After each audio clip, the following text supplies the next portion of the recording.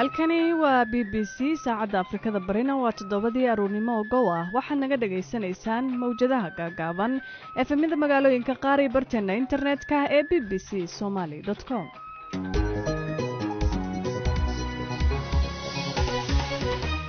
subax wanaagsan akhyaarteena dhageysanaysaa waa Bushra Nuur Maxamed oo idinla socodsiin doonta barnaamijka subaxnimo.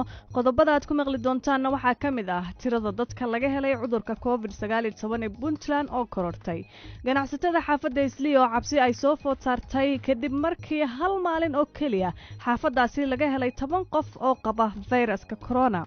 waxaan sidoo kale eegi doonaa Djibouti iyo gobolka Soomaalida ay degto ee Ethiopia sida ay ula tacaalayaan la dagaalanka cudurkan safmarka ah. baladweyna waxaa laga cabsi qabaa in wabiga uu soo fataho. marka walwalkaasi waa jiraa waxaad ka garan kartaa meel waxa jirta macnaha waxaan ka wadaa laga cabiro biyaha kala shanay ahayd maantana waa 7. dawlad marka masiiba ku dhacay wadankeeda qabsato hay-adaha dawliga hay-ad kamid ah wajahda annaga marka ciidan wax wajahana hadda ciidankeenu uma diyaarsana wasaarad kale oo hawsha qaban kartaa ma jirto. ciyaarihiina kama marna barnaamijka.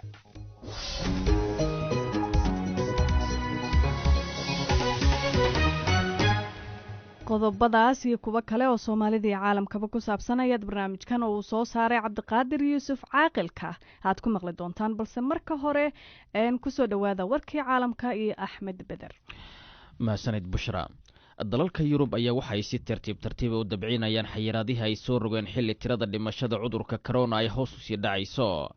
balse iyadoo ay dad badan loo ogolaadeen guryaha ay ka baxaan ayaa qaar ka mid ah dalalka waxay qasab ka dhigeen isticmaalidda qalabka sanka lagu xirto marka la raacayo gaadiidka dadweynaha. ra'iisul wasaaraha dalka Spain Pedro Sanchez ayaa waxa uu sheegay in 6 milyan oo qalabka maskaraatiga loo yaqaano la siin doono waxda gaadiidka dadweynaha.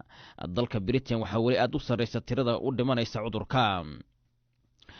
ra'iisul wasaaraha dalka Britain Boris Johnson ayaa waxa uu sheegay in la diyaariyay qorshe bishii aan soo dhaafnay haddii lacala uu dhiman lahaa cudurka COVID-19.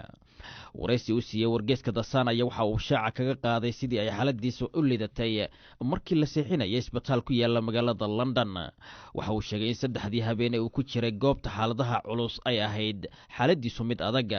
Mr Johnson ayaa wiilka u dhashay u bixiyay Nicholas isaga oo ku sharafay labadii dhakhtar ee sida gaarka u daweynayay xilligaasi. wakaalada wararka ee dalka Kuuriyada Koonfureed ee loo yaqaano Yonhap ayaa waxay sheegtay in risaas laga soo riday dhanka Kuuriyada Waqooyi ay ku dhacday goob ay joogeen ciidamada ilaalada koonfurta Kuuriya ee ku sugan gudaha goobta militariga ka caagan ee u dhaxaysa labada dal. wakaalada ayaa waxa ay soo xigatay militariga koonfurta Kuuriya in ay digniin ugu direen codbaahiyaal ayna risaas ku jawaabeen. ma jirto khasaare ka dhashay istisaasayntaasi. tirada u dhimanaysa cudurka corona ee dalka Mareykanka ayaa imika kor u dhaaftay 66,000 oo qof iyadoo la soo sheegayo in 1,500 oo qof ay u dhimateen 24 saac ugu dambeysay. xilli heerkulka uu sare u sii kacay guud ahaan Mareykanka ayaa waxay dad badan sheegayaan in ay ka daaleen joogidda guryaha isla markaana ay doonayaan in xayiraadda la qaado. balse gobolka uu sida baan ugu dhuftay cudurka ee New York barasabka Andrew Goma ayaa waxa uu ku gacanseeray baaqaasi isagoo sheegay in uu marka hore ka wardhowrayo sida xaaladdu ay tahay. ugu dambeynna wasiirka maaliyadda ee dalka Sacuudiga Maxamed Al Jadaan ayaa waxa uu sheegay in dalkiisa uu diyaar u yahay inuu qaado tillaabooyin xanuun badan oo kula tacaalayo saameynta dhaqaale ee ka dhalatay cudurka COVID-19. waxa uu intaa ku daray in dawladda ay ka baaraandegayso hakinta mashaariic waaweyn si loo dhimo kharashka baxaya. Bushra waad mahadsantahay Axmed Beder. dhageystayaal u diyaar garooba qeybaha kale ee barnaamijka. aan ku bilownay maamul goboleedka Puntland ayaa waxaa korortay tirada dadka qaba cudurka corona waxayna xalay wasaaradda caafimaadka shaacisay in 20 qof oo la baaray 12 ka mid ah laga helay xanuunka. taasina tirada guud waxay ka dhigaysaa dadka qaba cudurka 23 qof. warbixin amuurtaasi ku saabsan waxaa garoobe isagoo jooga wariye Axmed Cawiil goordhaweed iga warramay. Bushra wasiirka wasaaradda caafimaadka Puntland waxa uu xaqiijiyay in 12 qof laga helay cudurka coronavirus.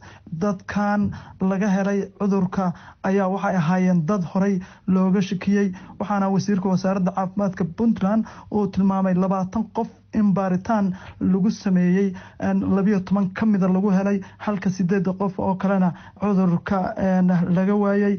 Bushroy dadka hadda cudurka laga helay ee Puntland ku sugan waxa ay gaarayaan 22 qof horey isna looga helay cudurka corona ayaa u geeriyooday. Marka tirada guud ee dadka cudurka coronavirus ee Puntland laga helay waxa ay gaarayaan 23 qof. Welina waxaa muuqata in dadku aysan wacyigelinta wasaaradda caafimaadka Puntland iyo guddiga arrimahan ay qusayso ay dirayaan aysan u hoggaansaneen oo weliba dadweynaha inay si caadi ah iskaga adeeganayaan meelihii suuqyadii iyo weli la isdhex fadhiyo. hase yeeshee inta badan wasaaradda caafimaadka Puntland waxa ay diraysaa digniino ku aadan in dadweynuhu ay ka taxadiraan cudurkan iyo sida uu ku faafayo.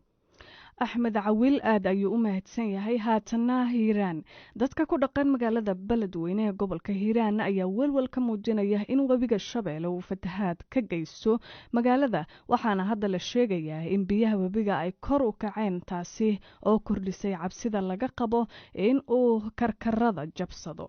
maamulka gobolka hiiraan ayaa bilaabay dadaalo ku aadan ka hortaga fatahaadaas, iyadoo isku dayaya in ay xiraan meelaha uu webiga jabsan karo. gudoomiyaha gobolka hiiraan cali jayte ayaa arrimahaasi uga waramay wariyaha BBC-da xasan sheekh cumar. waxa u dhaxeeya farqi weyn u dhaxeeya. waxay soo kordheen in ilaa 100 mitir meesha ugu yar ayay soo saa'ideen. marka welwelkaasi waa jiraa. qof alladii birta wax lagu cabiro oo levelka hadda buundo weyn ku yaala hadda waa 7 ama 7. shalayna waxay ku joogtay 5. waxaad ka garan kartaa meel waxa jirta macnaha waxaan ka wadaa laga cabiro biyaha. shalay ahayd maantana waa 7. gudoomiye sida hadalkaada ka muuqata biyihii waa ay soo kordhayaan oo waa ay soo dhowaanayaan. marka ilaa iyo hadda maxaad qabateen, maxaadse qabanaysaan oo ah sidii looga hortagi lahaa biyahan si aanay dhibaato u gaarsiinin magaalada? marka masiiba dhacdo dalka hay-adihiisa hay-ad ka mid aha wajahda. hadda haddaan tusaale kuu soo qaato 74kii abaartii ahayd militariga Soomaaliya ayaa wajahay. 81kii biibaxadii ahayd waxa wajahay militariga Soomaaliya. annaga marka ciidan wax wajahana hadda ciidankeenu uma diyaarsana. wasaarad kale oo hawsha qaban kartaa ma jirto. laakiin nimcada ilaahay lagama quustee waxaan diyaar u nahay inaan kanaalada kuwana bixinno oo sida waraabooloo kale shaqaan ka wadnaa. helikeliyana shaqaan ka wadnaa. xanibiyana sidaan kalaba sheegay inaan dhignaan rabnaa xanibiyo waxaan ka wadaa jidgooyo macnaha oo biyaha lagu xanibayo oo 48 saac meeshiiba taakooyinkaas inaan u dhigno. miyo annaga intaan kari karnaa waa intaas waana samaynaynaa, waana ku dhex jirnaaba. mudane gudoomiye, fatahaadii hore magaalada beledweyne dhibaatada ay ka geysatay waynu la soconnaa. haddana waxaa muuqanaysa inaad yaraysanaysaan ama aad dayalsanaysaan biyahan iyo dhibaatada ay geysan karaan. miyaana ahayn adiga iyo maamulkaada Hirshabeelle oo kaashanaya dowladda dhexe in aad si dhab ah u wajahdaan biyahan iyo wax ka qabashadooda? adeer waa runta. waa su'aal fiican. ma dhayalsanayno mana dhayalsan karno. sababtu tahay 12 qof ayaa ku nafweyday biibaxadii dhaweyd oo qaar meydkoodii ilaa hadda aan lahayn. waxaan dhayalsan karayna maaha. dowladda Soomaaliyana waa codsanay, baaqna waa u dirnay. beesha caalamka iyo hay-adaha samafalka waa la hadalnay. istaydkiina de annagaaba ah.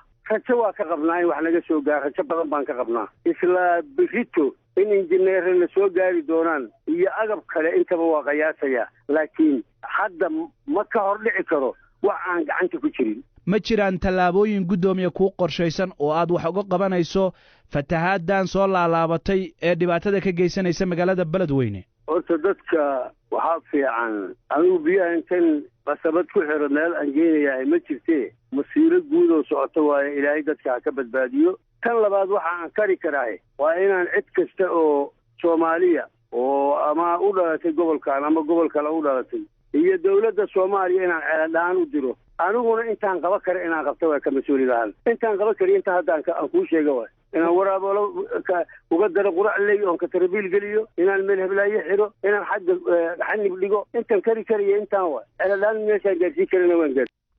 kaasi wuxuu ahaa gudoomiyaha gobolka Hiiraan Cali Jayte oo u waramayay Xasan Sheekh Cumar.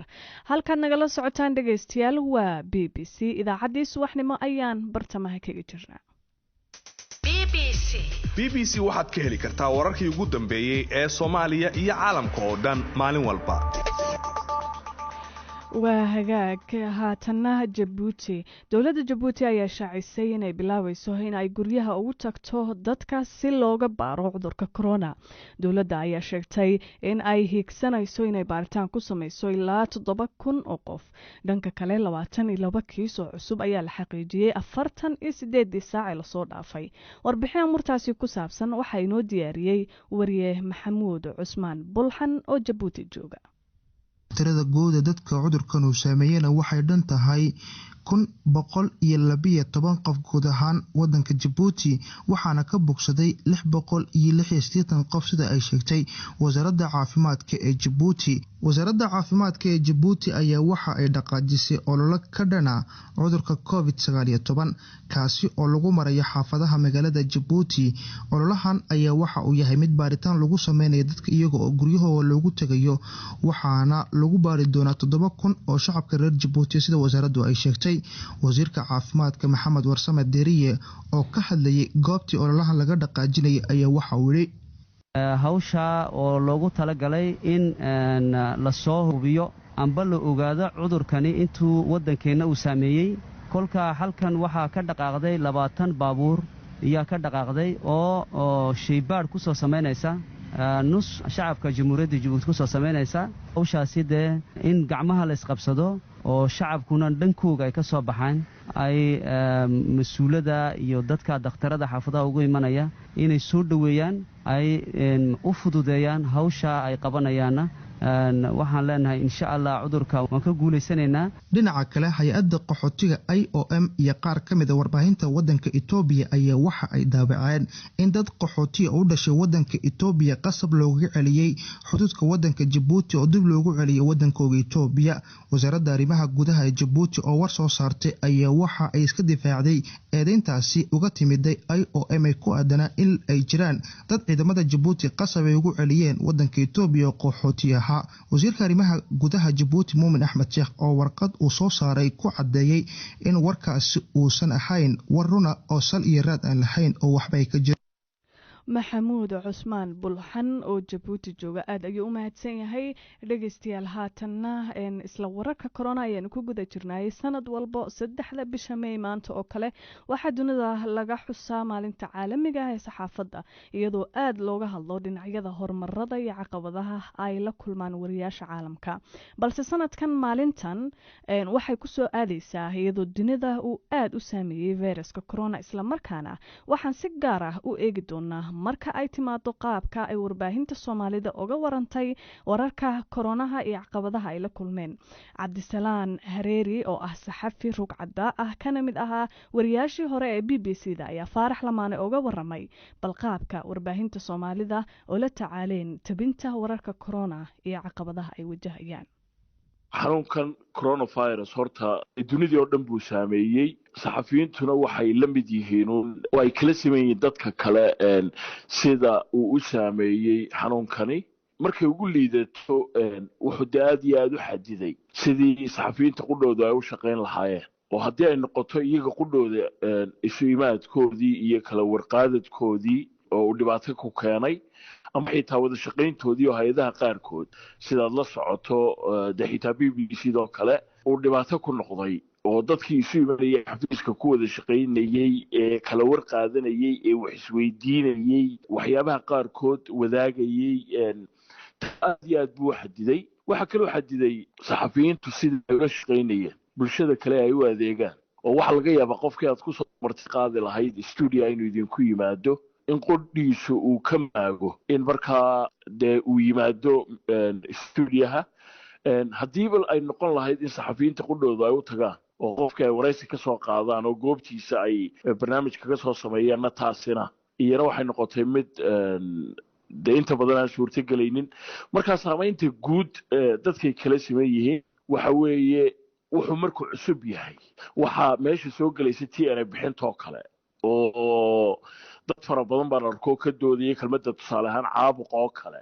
caabuqa coronavirus marka la leeyahay caabuqii ma ku habboon yahay oo kelmaddii munaasabka ahayd ma yahay, waa laga doodayey sidaad la socoto. waxaa kaloo iyaduna meesha ku jirta oo aniga ii muuqata marka la leeyahay bandoobaa lasoo rogay bandoodu inta badan waxay ahaan jirtay dowladuhu markay soo rogaan waxay ahayd marka ay jiraan waqtiyada gaarka ah ama xaaladaha gaarka ah dee dhibaatooyinkaasina waa imanayaan oo iyana sidii looga warramayay cabdisalaan arrinta ugu dambaysay aad soo qaaday ee bandowga oo kale iyo dalalka qaarkood ee soo saaray iyaguna amarro degdega iyo sharciyo degdega marka la fiiriyo ma la odhan karaa arrimahaasi waxa ay saaxiib u yihiin ama ehel u yihiin xorriyadda saxaafadda maye iska dhaafinay walaal ehel u yihiin waxay aad iyo aad uga hor imanayaan ama u dabrayaan xorriyaddii saxaafadda waayo waxa weeye dee sidii warka loo dooni lahaa ama hababkii la adeegsan jiray in wararka loo doono oo dhan baa qudhooda ay dhibaata ku imanaysaa sidaan horeba u sheegay marka xorriyaddii saxaafadda aad iyo aad bay u dabrayaan dhinaca kale sidaynu la soconno marka laga warramayo geyiga soomaalida waddamada kale waxaa suurtagala in qaar fara badan oo ka mid a khaasatanna wadamada hore u maray in wararku ay ka soo baxaan ila lagu kalsoon yahay oo xitaa waddamada qaarkood sida iminka dhacaysay welina dhacda in tirooyin cayiman maalin walba la sheego layidhaha intaasoo 100 ayaa maanta dhimatay intaasuu ku dhacay intaasaa ka soo kabatay laakiin sidaynu la soconno geyiga soomaalida maadaama duruufo badani ay jiraan oo ay ka mid tahay dadkii af soomaaliga ku hadlayey oo qaarkood ama intooda badani la odhan karo dhulka miyada bay ku nool yihiin oo cid ka warhayn kartaaba ma jirto soomaaliya markay noqotana aynu ognahay inaan meel keliya ama il keliya oo warkii laga qaataa aanu jirina karaynin oo maamul goboleedyadoo kale tusaale ahaan mid kasta uu iskii ama si gooniya uga warramayo dowladdii dhexe ee federaalka ahayd iyaduna ay isku dayay sawir buuxa inay ka bixiso xaaladii coronaviruska ee waddanka oo dhan laakiin sawirkaasi inta badan uu noqon karo mid galdololooyin badan leh arrimaha aadka ee looga walwalayo xilligan cabdisalaan waxaa ka mid ah taxadarka wariyayaashu ay ka samaynayaan xagga bedqabkooda oo kale marka ay tabinayaan wararka xilligan oo lagu jiro xilli uu aad u faafayo xanuunka coronavirus tababaradii wariyayaasha la siin jiray ee hore ama ha noqoto mihnadooda ama ha noqoto dhanka caafimaadkana xanuunkan qayb kuma lahayn oo waa wax dunida ka cusub marka xilka saaran iyaga muxuu yahay in ay sameeyaan ama ay taxadarka ay tahay inay waa runtaa walaal faarax oo waxa weeye tababaradii hore aynu naqaanay laakiin arrintani maadaama ay tahay arrin cusub hore ugumay jirin qorshaha waxay la tahay iyaga waxa la gudboon waanooyinka guud ahaan dee la siinayo dadka ee iyagu ay bixinayaan weliba wariyayaashu inay iyagu noqdaan kuwa ugu horreeya markaa qaata ee ku dhaqma si marka hore ay iyagu u nabadgalaan cabdisalaan hareeri saxafi ruucaddaa ah kana mid ahaa wariyaashii hore ee b b c da oo faarax lamaane u waramayay ayuu kaasi ahaa qaarkiin waxaad naga dhagaysanaysaan barteena b b c somaly com barnaamijkeenni subaxnimo ayaan ku guda jirnaa anigoo bashiro nuur maxamed ah ayaa idiin daadihinaya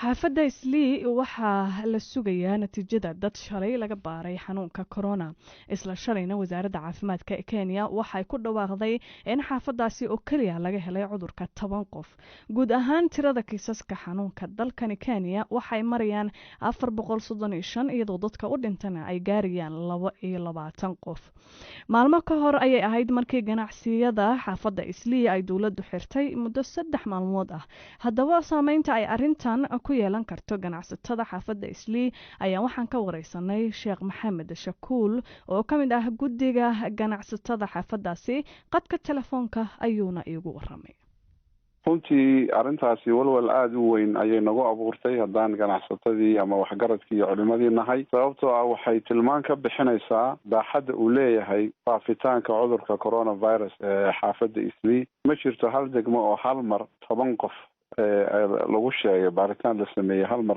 tira intaa la-eg ma ayna dhicin maaragtay area yaroo intaa la-eg marka cabsi runtii iyo walwal badan bay keentay weli waxaa muuqata in xaafadda si caadi ah ee howlihii ay u socdaan dadkuna aysan weli ku baraarugsanayn khatarta cudurka sidee caqabadan wax looga qaban karaa si ganacsigiina uu u socdo dadkiina ay u badbaadaan wallahi arrinta waxay u baahan tahay in wacyigelinta la joogteeyo. waxaan leenahay dadka Soomaaliyeed meel walba joogtaan Soomaaliyay, cudurkani waa cudur dhab ah weeye. waad aragtaan maalin walba boqolaal kumayaal baa dhimanaya, dadka kama duwanin. marka ha la taxadaro, dhabna ha loo qaato. waxaad moodaa dadka Soomaaliyeed weli inaysan rumaysanin jiritaanka cudurkan isaga ah. marka waxyaabaha iyo tilmaamaha dhakhaatiirta in la qaato weeye. waxaa kale oo muhiima, waxaan dhakhaatiirtu inoo sheegayaan dhammaantood waa wax shareecada islaamka waafaqsan, oo diinteenna waafaqsan, oo sunnada rasuulka sallallahu alayhi wasallam waafaqsan, oo maaragtay karantiilka iyo taxadarka iyo kala fogaanshaha waxaasoo dhan wax diinta ka hor imaanaya ma jiraan. marka waxaan leenahay Soomaaliya, khaasatan dadka reer Islii, intay goor tahay qof walba dadaal, taxadar la imo. cudurka ilaahay baa keena, laakiin haddana taxadar baa inala amray. marka waxaan leenahay taxadarka aad ha loogu dadaalo. Sheekh Shakuul, waxaad ka mid tahay guddiga ganacsatada xaafadda Islii. toddobaadyo ka horna waad la socotay, suuqii waa la xiray 3 maalin uu xirnaa si looga hortago cudurkan, oo la sheegay in dadka ganacsatada ee ku nool xaafadda Islii ay ka adeegeen awaamiirta wasaaradda caafimaadka ee dalka Kenya, sidaas darteedna loo xiray. marka ka guddi ahaan tallaabooyin arrintan idinkaga qorshaysan miyaa jiro? runtii ganacsatadu iyo shacabku way kala duwan yihiin. ganacsatada markii 3 maalmood la xiray suuqa waxay istuseen inay u hoggaansamaan tilmaamaha iyo awaamirta wasaaradda caafimaadka. waad aragteen moolashii iyo dukaamadii waxaa la keenay bahalii temperatureka lagu fiirinayay. waxaa lagu qasbay dadka in maaragtay temperaturekooda ama heerkulkooda la fiiriyo, inay gacmaha dhaqdaan, inay kala fogaadaan. marka ganacsatadu waxaad moodaa iyo moolashu inay fuliyeen awaamirtii dowladdu ka soo baxday. saas darteed baanu ugu sheegnay inay dukaamada dib u furtaan iyo suuqaqa iyo meelihii muhiimka ahaa. laakiin mushkiladu hadda waxa weye waa shacabkii weye. marka shacabkiiba waxay u baahan yihiin inay barnaamijkan fahmaan. dadkii guryaha ka soo baxaya, dadkii xaafadaha, caruurihii, haweenadii, raggii, odayaashii, kulli inay khatarta cudurkan ku baraarugaan, kuna dhaqmaan awaamirta wasaaradda caafimaadka iyo tacaalamka meel walba laga bixinayo. marka shacabka u baahan. saa darteed baa meel walba waxgaradkii iyo culimadii ay wadaan maaragtay baraarujin xoog leh. marka waa in arrintaa laga taxadara. laakiin ganacsatadu hadda tallaabo dambe iyaga laga qaadi kara ma laha, sababtoo waxaad moodaa inay compliance ay ku dhaqmayaan maaragtay nidaamkii loo dejiyay. shacabkii baa u baahan inay fahmaan culayska arrintan ay leedahay. maadaama 10 qof laga helay, waa tiro badan sidaad horey u sheegtayba, soo lagama yaabo inay saameyn ku yeelato? way ku yeelanaysaa. oo hadda waxaa jirtay maanta dowladdu waxay keentay xaafadda Islii oo baaritaan baa ka bilowday xaafadda Islii. masaajidka Al-Hidaaya hortiisa ayay dowladda wasaaradda caafimaadku timid. dad badan baana halkaa yimid. runtiina waxaan isleeyahay tiro intaa ka badan ayaa soo bixi doonto, maadaama baaritaanka laftigiisa xaafadda Islii la keenay. oo maalmaha soo socda waxaan isleeyahay dhawaaq badan baa soo bixi doona. ilaahay maaragtay dadka ha ka badbaadiye. kaasi waxa uu ahaa Sheekh Maxamed Shakuul oo ka mid ah guddiga ganacsatada xaafadda Islii oo qadka telefoonka iigu waramayay.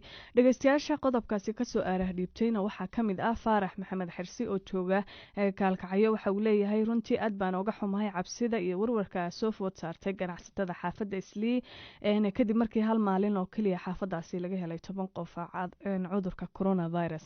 waxaan ugu baaqayaa ganacsatada xaafadaas inay isdejiyaan. aad ayuu u mahadsan yahay dhageystahaasi.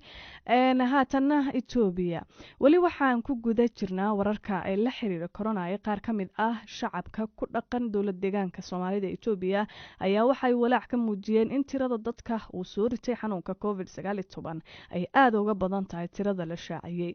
dadka lagu karantiilay jaamacadda Jigjiga oo ah goobta kaliya ay haatan lagu karantiilo dadka ayaa tiradooda kor u dhaafaysa 1,000 qof. haddaba si aan wax badan uga ogaano walaaca bulshada ay muujiyeen, waxaynu qadka telefoonka kula xiriirnay madaxa jaamacadda Jigjigo Dr. Bashiir Cabdulaahi, wuxuuna sida ay wax u jiraan uga waramay Axmed Nagaashe.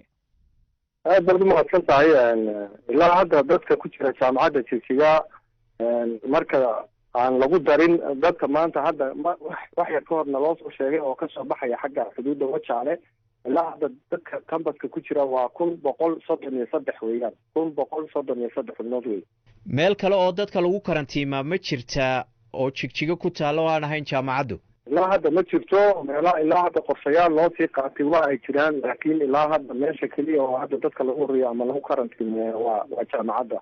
waxaa jira walaacay bulshadu qabto iyo cabsi baan idhaahdee oo ay leeyihiin tiradu intan la sheegayo inay ka badan tahay baa loo malaynaya miyay arrintaasi jirtaa haddaanay jirinna maxaad dadka niyadda ugu qaboojinaysaa aad baad umahadsan tahay waa sida aan kuu sheegay ilaa hadda dadka ku xareysan jaamacadda oo xanuunkan looga shakisay ama lagu qarantiimeeyey sida aan kuu sheegay wax ka badanna ma aha wax la qarinayo oo aan intaa ahayna ma jiraan marka bulshada intaas baan kalsooni siin lahaa deegaanku aad buu u ballaadhan yahay waa ilaa 9 gobol jigjiga mooye meelo kale oo dad ay ku karantiimaysan yihiin ma jiraan deegaanka soomaalida howlahaasi kolley wasaaradda caafimaadka iyo hay-ado kale oo sida xafiiska kahortaga masiibooyinka iyo dhibaatooyinka ayaa iyaguna howlahaasi la socda laakiin sida bashirka deegaankeena aad buu ballaaran yahay oo waa xuduuduna waa iska ballaaran tahay mooyaane oo kale waa laga yaabaa inay dad ka soo galaan xagga wardeer oo kale gobolka dowladda waa laga yaabaa inay dad ka soo galaan marka tira ahaan hadda dadkaasi tiradooda kuma sheegi karo laakiin dadkaan hubo oo dha hadda sida tooska annaka noogu yimaada waa xagga wajaale waa tirada aan kuu sheegay ilaa hadda marka dadka xagga wajaale ka imanaya ma dhinaca shishay ka soo tallaabeen mise waa deegaanka soomaalida unbay ku kooban yihiin iyo wajaale eriyadeeda maya ilaa puntland dad ka yimaado weyaan ilaa puntland ilaa somaliland dad ka yimaado weyaan ilaa soomaaliya dad ka yimaado weyaan marka hadka ayaa la keenaa halkaas ayaa nagala soo wareegaa sidaas ayaa lagu keenaa meesha iyagoon dhinacna u leh bal waxaad nooga warantaa wacyigelinta cudurkan ku saabsan sida bulshada looga wacyigeliye siday ugu diyaarsan yihiin ama fariimaha ilaa haatan gaadhay run ahaantii arrintaa wacyigelinta waa la wadaa hadda kooxda waa soo socotay iminkana waa sii xoojinayaa xukuumadduna waxyaabaha ay priority u qaadatay ama tallaabooyinka koowaad u qaadatay bay kamid tahay wasaaradda warfaafinta deegaanka wasaaradda caafimaadka iyo jaamacadda jigjiga oo iyada lafteeduna